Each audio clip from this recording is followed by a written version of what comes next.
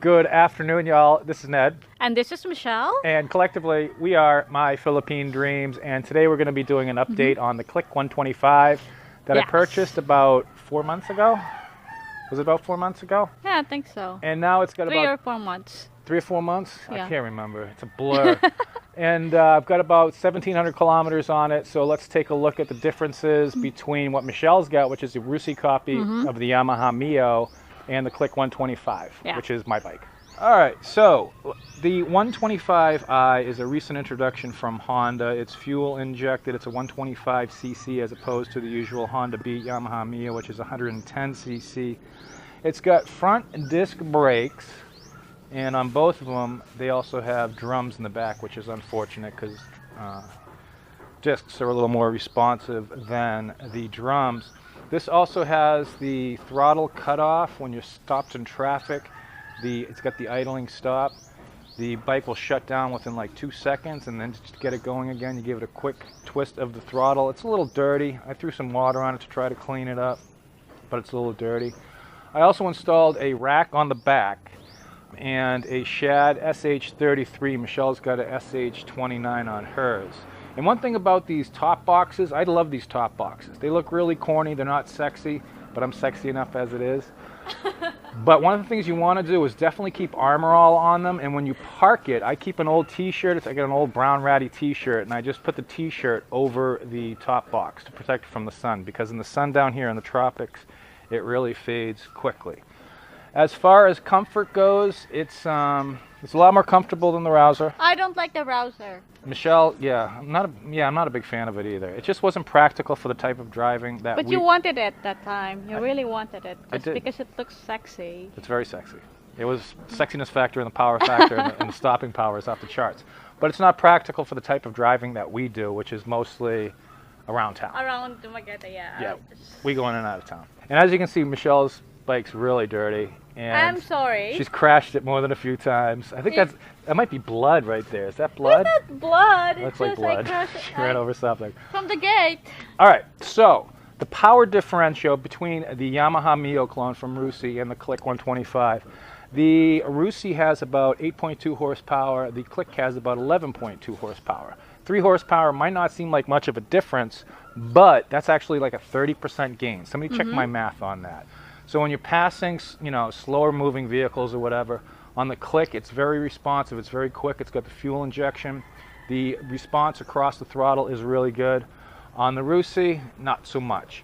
Now, if you're on the highway doing a long trip, I probably wouldn't be passing sugarcane trucks on the Click. No. No, yeah. So just stay behind the sugarcane truck and suck down the diesel fumes.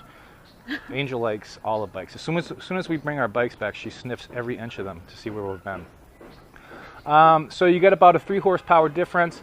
Even though the Click's a little heavier than the Rusi, the Yamaha Mio clone, the power to weight ratio is actually a lot higher on the Click. Yeah. And the power to weight ratio is actually higher on the Click than it is on my old Yamaha YBR 125, which is a great bike. Yes, it's a great bike. Plus the seat. I like the seat.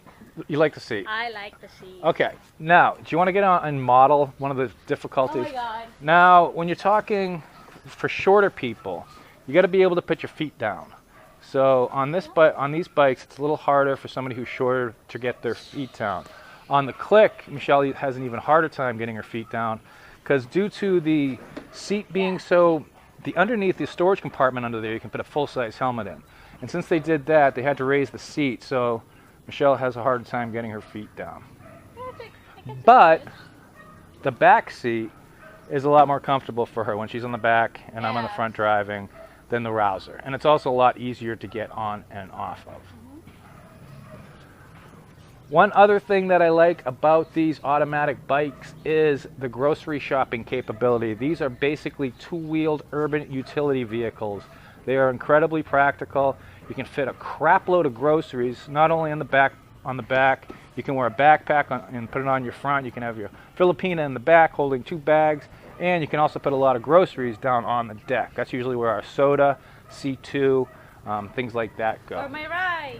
Or Michelle's rice, yeah. And Michelle can actually pick me up on this. If something was to happen to me, say I was at Bogart's too late one night, she could actually come and pick me up on this and she could just put me around the back like a sack of rice on the back and just bring me home. So what do you like better? Do you like the Rouser 200 or the Click better? This definitely? Okay. I have to agree with you. And part of my Philippine dream was when I came here, I was expecting to get a big XR 200 and be like, you know, going into the mountains and off-roading and all that stuff. But it's just not practical. When you're deciding on what kind of bike, you can pick these up for about 20,000 pesos. That's how much we paid for Michelle's used Rusi. It's had a lot of problems, but you know, getting it fixed is cheap. It's inexpensive, but it's a pain in the butt because you got to, you know, time is money and all that. But we haven't had any problems with the Click. The Click has a 2-year warranty. It's from front to back. It covers electrical, covers everything, as long as you do not alter the electronics. It's got a 2-year warranty. I'm going to make sure I go for all my maintenance checks and make sure that warranty lasts. And it's not sexy, it's not powerful, but it's just practical. At this point, it's like I'm built for go, not for show. So this is just a practical bike. We're very happy with it. Fuel efficiency is off the chart. I think it's a lot better than Michelle's. I actually filled up the tank, and I took a 1-liter plastic bottle, filled that up with gasoline, put it under the seat, and I ran it till it went dry, and it returned 58.2 kilometers per liter, which is very good. Keep in mind that this isn't fully broken in yet. It's only got 1,700 kilometers, so that fuel efficiency might increase, but 58 is pretty crazy. I heard once it's fully broken in and you're doing more distance driving, it gets up to mid-60s. So that's our bike. That's the Click update. It's not sexy. It's built for go, not for show. It's the ultimate 2-wheeled urban utility vehicle. This is Ned. And this is Michelle. Oh, we are my Philippine dreams, and that's Angel. We got some bonus footage of Angel eating bones. And we'll see you next time. Take care and keep dreaming. Yay, keep dreaming. Yay. That's a happy dog. I got to do a before and after about how fat she's gotten. She's looking for her boyfriend. She's in heat.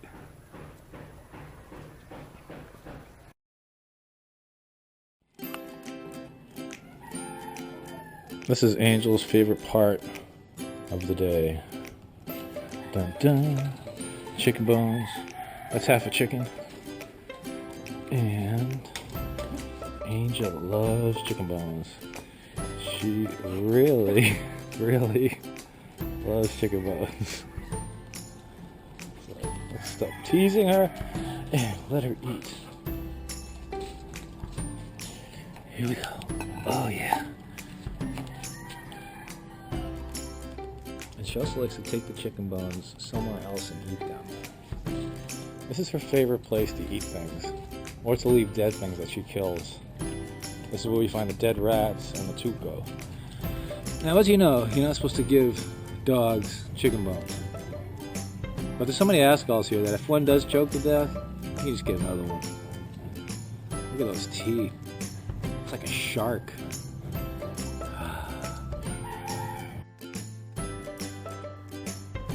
Good afternoon, y'all. This is Ned. And this is Michelle. Let's try it again. I was moving the camera. Good morning, y'all. It's Ned. And this is Michelle. Hold on, I screwed up. Ah.